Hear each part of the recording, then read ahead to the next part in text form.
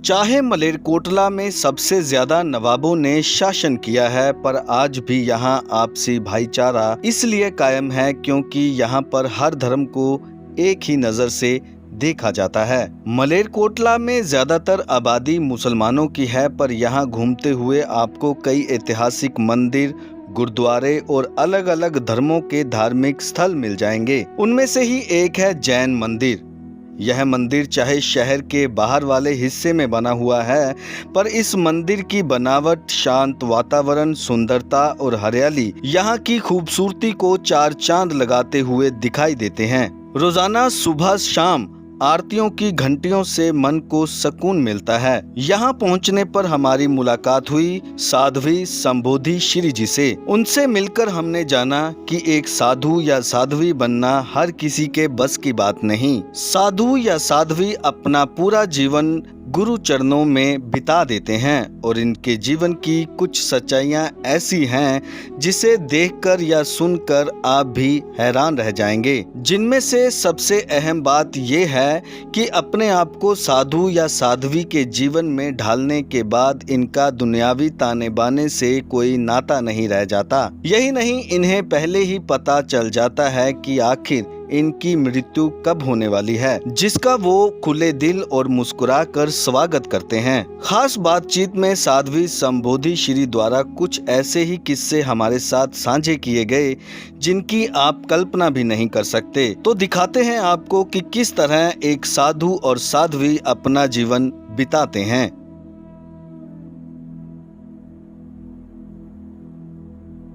देखिए, हम जैन धर्म के गुरु के रूप में माने जाते हैं। जैन धर्म के जैसे आपके क्रिश्चियन में फादर्स होते हैं, नन्स होती हैं, उस तरह से हम जैन धर्म के गुरु यानी उनके पूज्य कहलाते हैं। साधु और साध्वी दोनों होते हैं इसमें।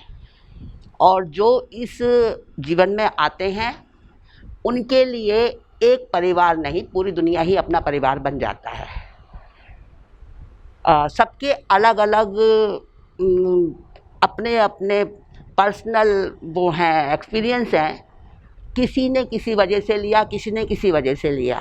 जहाँ तक मेरा है, मेरा नाम साध्वी संबोधि श्री है और मैं पहले लेक्चरर थी और 40 की एज में मैं महाराज बनी हूँ। दीक्षा ली है मैंने 40 की एज में, और तब भी मैं सीए कर रही थी। हाँ जी, और मैंने सीए इनकम्प्लीट छोड़ दिया क्योंकि फिर उसके बाद मुझे वो यूजलेस लगा, वो मैंने छोड़ दिया और फिर मैं इसमें आ गई। तो मैं सीए कंप्लीट नहीं हूँ अपने आप में, पर अभी भी मैं पढ़ती रहती हूँ और कॉमर्स वाले स्टूडेंट्स को भी पढ़ाती हूँ, साइंस वाले स्टूडेंट्स को भी पढ़ाती हूँ। मुझे पढ़ाने का बहुत शौक़ है और साथ में लिखती हूँ मैं। और मैं ऑल इंडिया रेडियो में बहुत सालों तक रही हूँ। वहाँ पर मेरे आर्टिकल्स होते थे, मैं एक्टिंग भी करती थी, मैं बोलती भी थी, बच्चों के प्रोग्राम में भी आती थी। तब मेरा नाम कुछ और था। साध्वी बनने के बाद नाम बदला है।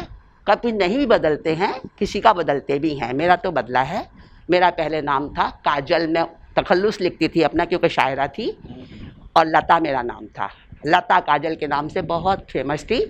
7-8 रेडियो स्टेशनों से मेरे प्रोग्राम आया करते थे। और साथ में मैं राइटर थी, कवि सम्मेलनों में जाया करती थी। कई उपन्यास भी मेरे प्रिंट हुए हैं, पब्लिश हुए हैं, लेकिन अभी मेरे पास दिखाने को नहीं है कुछ भी। और मैं अभी भी लिखती हूँ। अभी मेरा फ़िलहाल में जो चल रहा है, मैं चाहती हूँ जैन धर्म जो कि एक प्योर साइंस है और ये सबके पास में पहुँचे, और जैन धर्म के जो प्रिंसिपल्स हैं उनको अपनाने से आज की दुनिया में जितनी भी ये विषमताएं चल रही हैं, दुख, झगड़े और इस तरह की जो बातें चल रही हैं, वो सब दूर हो सकती हैं। जैन धर्म के सिद्धांत इतने अच्छे हैं। तो मैं चाहती हूँ सब इसको समझें, और उसके लिए मैं बुक तो नहीं छपाती हूँ, लेकिन जो भी मैं बुक लिखती हूँ वो मैं यूट्यूब पर कर देती हूँ। मेरे कई चैनल चलते हैं, 7-8 चैनल हैं मेरे। बच्चों का अलग है, साइंस का अलग है, स्टोरीज़ का अलग है, सब कुछ है। तो मैं उसमें क्या करती हूँ, जो हमारे शास्त्र हैं जैन धर्म के, वो सब उस पुरानी भाषा में है, जिसको कहते हैं प्राकृत भाषा। तो प्राकृत भाषा आज के लोग नहीं समझते हैं, तो वो है भी बहुत मतलब इस टाइप के हैं, पूरा खुलासा नहीं किया है उसमें, हिंट जैसे हैं वो, इशारे जैसे हैं वो, तो उसको लोग समझ नहीं पाते हैं। तो इसलिए मैं उसको करके आज की लैंग्वेज में उसको कन्वर्ट कर देती हूँ, इंटरेस्टिंग बना देती हूँ। हाँ, इंटरेस्टिंग बना देती हूँ, और उस तरीके से मैं स्टोरी रूप में उसको यूट्यूब पर करती हूँ, और वो बड़े अच्छे लगते हैं लोगों को, बड़ा रिस्पॉन्स अच्छा मिल रहा है उसका। कई साल से मैं इसमें लगी हूँ, साइंटिफिक वे से हर चीज़ को मैं प्रूव करती हूँ। फैमिली बैकग्राउंड में हाँ, फैमिली बैकग्राउंड में, क्योंकि मेरे स्कूल पूरा करते ही मेरी शादी हो गई थी। तब हमारे टाइम पे हायर सेकेंडरी चलता था, 10+2 नहीं चलता था। तो स्कूल पूरा करते ही अगले महीने में मेरी शादी हो गई थी। लेकिन मैंने शादी के बाद भी पढ़ना और पढ़ाना छोड़ा नहीं, और ख़ुद भी पढ़ती रही और पढ़ाती रही। पढ़ाई से लेकर मैंने नहीं तोड़ा। तो उसके बाद मैंने सारी पढ़ाई की। फैमिली बैकग्राउंड में बहुत लंबा परिवार है। मेरे संसारी ससुर जी दिल्ली के जो जनरल पोस्ट ऑफिस था उस समय, कश्मीरी गेट पर, वहाँ जनरल पोस्ट मास्टर थे मेरे ससुर जी। हाँ जी, काफ़ी अच्छा परिवार है फैमिली। और मम्मी पापा के परिवार में भी बहुत लंबा चौड़ा परिवार है। मेरे 5 भाई और 2 बहनें, और तीसरी मैं। और ससुराल में भी कई भाई बहन थे ये लोग, 4 तो ये लोग भाई, और बहनें थी इनकी 4। अभी तो सब नहीं हैं, तो बच्चे वगैरह हैं। मेरे हस्बैंड संसारी पति भी थे, अभी 3 साल पहले ही उनकी डेथ हुई है। और अभी 20 तारीख में शादी भी हुई है घर में। मतलब शादी हो कुछ हो, हम लोग घर नहीं जाते हैं। मेरा अगला क्वेश्चन ये है, हाँ जी, हम लोग संसारिक जो हाँ। ताना बाना है उससे दूर हो चुके हैं। नहीं, ताना बाना है उससे हम दूर हो चुके हैं। उन लोगों की ममता तो नहीं छूटी ना, हमने ममता छोड़ दिया, हमने मोह ममता छोड़ दिया है, उन्होंने तो नहीं छोड़ी ना। तो वो लोग आज भी, हाँ, फ़ोन पर बात हो जाती है। वो लोग आज आ भी जाते हैं कुछ, लेकिन जैसे आप लोग हैं रह रहे हैं ऐसे रहेंगे।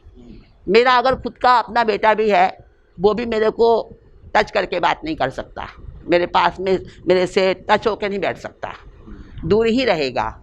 जेंट्स लोग लेडीज़ महाराज को टच नहीं करते, लेडीज़ महाराज जेंट्स को टच नहीं करते। इस तरह का हमारे यहाँ बहुत स्ट्रिक्ट रूल है ये। तो जैन धर्म में कैसा आना होगा, शुरुआत कहाँ से? जी। फैमिली में कोई पीछे जी। ऐसा है आपकी फैमिली? मेरी फैमिली गुप्ता फैमिली से मैं हूँ। वैसे बहुत सारे साधु साध्वी जैन परिवारों से भी हैं, लेकिन मैं जैन परिवार से नहीं हूँ। 37 की एज तक मैं कुछ भी नहीं जानती थी, ना कभी मैंने जैन महाराज देखे थे। और 37 की एज में जब मैं थी तो ऑल इंडिया रेडियो वालों ने मुझे ट्रांसफ़र करके जम्मू भेजा था। अच्छा, जॉब में थे ऑल इंडिया रेडियो? हाँ, ऑल इंडिया रेडियो पर मैं थी वहाँ पर, तो उन्होंने ट्रांसफ़र करके मुझे जम्मू भेजा था। और उस समय बच्चे पढ़ रहे थे मेरे, और मेरे जो संसारी पति, उनकी गवर्नमेंट जॉब थी, ट्रांसपोर्ट में थे, डीटीसी में। तो उन्होंने कहा कि अभी तुम अकेले चले जाओ, फिर देखेंगे जैसा होगा। तब मैं वहाँ पर थी, और वहाँ पर चातुर्मास था जैन संतों का, लेकिन मुझे कुछ भी नहीं पता था। पूरा समय बीत गया, 4 महीने का एक स्थान पर रहते हैं, उसको चातुर्मास कहते हैं। तो लास्ट महीना चल रहा था, तब मेरे पड़ोसन मुझे लेकर गई थी पहली बार, और वहाँ से मैं जैन धर्म से जुड़ी। 1 महीने में ही मेरा सारा, हाँ, चेंज हो गया सब कुछ, क्योंकि वो पहले से ही रहा हुआ था। जब मैं अपने परिवार में अपना सनातन धर्म का पालन करती थी, तब भी मुझे पूरी गीता याद थी। मैं गीता का पाठ हर रोज़ करती थी, श्रीमद् भगवत गीता पूरा पाठ 2.5 घंटा मुझे लगभग लगता था, रोज़ मैं पाठ करती थी हमेशा।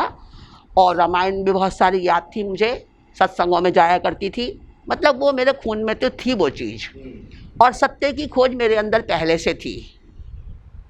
तो जब ये चीज़ मुझे मिली, और जैन धर्म को जैसे मैं प्रवचन सुनती गई और समझ में आता गया मेरे, तो मुझे लगा कि बिल्कुल सही है यहाँ पर। दूसरा क्या, इसके अंदर जैन धर्म में एक बात है कि सब तो साधु नहीं बन सकते, सब तो पूरा त्याग नहीं कर सकते।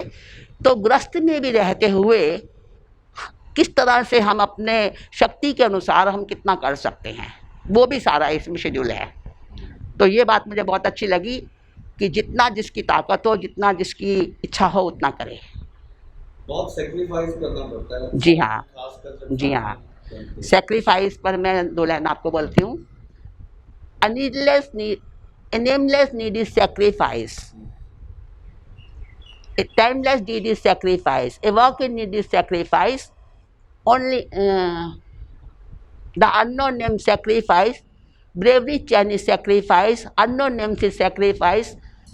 Yet in coming dress of practice scheme, an autumn come is sacrifice. An autumn such is sacrifice. Duff and dumb is sacrifice. Sufferings then is sacrifice. गड़बड़ हो रही है, मेरी खुद की पोएम है। And hermit face is sacrifice. And tiring days is sacrifice. Mankind base is sacrifice. इस तरह की कुछ लाइनें हैं, पूरा अभी गड़बड़ हो रही हैं। कहीं ना कहीं शायर जो अंदर छुपा होता है वो बाहर आ ही आता नहीं, मैं हर समय ही लिखती हूँ, अभी भी लिखती रहती हूँ मैं। है। जैन धर्म की खासियत बताइए। आपने पहले बता दिया कि जो विचार जी। जैन धर्म के बारे में बताइए थोड़ा सा। जैन धर्म का सबसे बड़ा एक है जियो और जीने दो, जो हमारा आज की इकोलॉजी है। इकोलॉजी जिसे कहते हैं हिंदी में पारिस्थितिकी विज्ञान, इकोलॉजी इंग्लिश में कहते हैं। तो उसमें भी यही है कि एक से एक जुड़ा हुआ है व्यक्ति, हर प्राणी एक दूसरे के साथ जुड़ा हुआ है। कोई चाहे कि मैं अकेला रह के जी लूँ, नहीं जी सकता, सबको सबका सहयोग करना चाहिए। और एक जैन धर्म का मोटो है परस्परोपग्रहो जीवानाम। जो जैन धर्म का लोगो होता है उसके ऊपर लिखा होता है, हर जगह आप देख लेना, एक हाथ बना हुआ होगा, उसके ऊपर लिखा होगा परस्परोपग्रहो जीवानाम। तो परस्परोपग्रहो जीवानाम का भी यही अर्थ है, एक दूसरे के साथ एक दूसरा सहयोग देता हुआ चले, उससे ही जीवन चलता है। तो जैन धर्म ये कहता है हम किसी का दिल ना दुखाएं, किसी को तकलीफ ना पहुंचाएं, क्योंकि उसके अंदर भी हमारे जैसी ही सुख की इच्छा है। और ज़्यादा हम पोजीशन रखें नहीं, क्योंकि जितना पोजीशन रखेंगे उतना हम किसी का हक मार रहे हैं। दूसरा जैन धर्म एक तो अहिंसा पर बहुत जोर देता है, जीव रक्षा पर जोर देता है। और एक जैन धर्म कहता है मॉरलिटी, पहले हम नैतिक बने, बाद में हम संत बन सकते हैं। पहले शांत बने, फिर संत बने। अपने अंदर जो कोकून है उससे बाहर तैयार कर दो, उसका तैयार कर। जैन धर्म के 24 तीर्थंकर हैं, जो एक सेटल्ड टाइम पीरियड है, निश्चित है। उस टाइम पीरियड में हमेशा 24 तीर्थंकर turn by turn, step by step आते हैं। और उसके बाद जो नेक्स्ट वो पीरियड आएगा, उस पीरियड में नए 24 होंगे, फिर नए 24 होंगे। ऐसे 24 ऐसी दिव्य आत्मा होती हैं, वो हमारे जैसे होते हैं हर मास के। उनके अंदर भी कुछ गलतियां होती हैं, लेकिन वो जन्मों जन्मों से धीरे धीरे अपनी उन गलतियों को सुधारते सुधारते जब वो तीर्थंकर के रूप में आते हैं, उस जन्म में वो सबके पूज्य बनते हैं, भगवान बनते हैं। तो जैन धर्म कहता है कि जैसे वो बने, उन्होंने पाया, मतलब खुद ही भगवान बन गए, वैसे हर कोई बन सकता है। सब में वो क्वालिटी रही हुई है, वो एबिलिटी रही हुई है, हर किसी के अंदर रही हुई है। दूसरा जैन धर्म ये कहता है कि जो कुछ भी हमें मिलता है, हम ये ना सोचें उसने हमें दुख दिया, उसने हमारा पैसा मार लिया, अमुक व्यक्ति ने हमको धोखा दिया। जैन धर्म कहता है दूसरा कोई नहीं है, टोटल रिस्पॉन्सिबिलिटी इज माइन।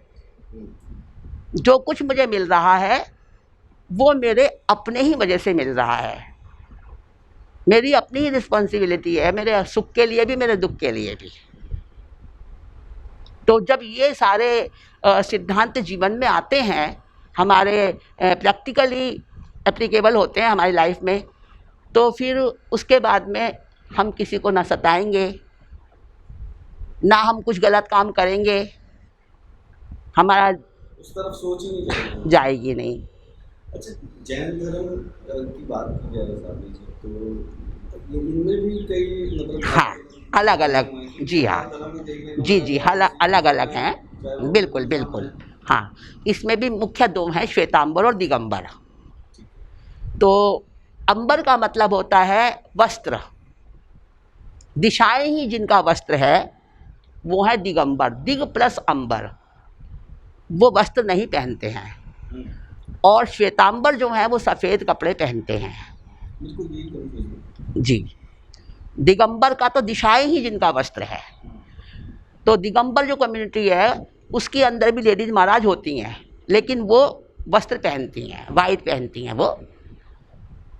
तो उनके अंदर और हमारे अंदर मतलब श्वेतांबर जो है, हाँ, दिगंबर और श्वेतांबर में कोई फ़र्क नहीं है, केवल उनके एप्लीकेशन का मतलब जो उनकी क्रियाएं हैं, प्रैक्टिकली जो वो करते हैं उसका फ़र्क है।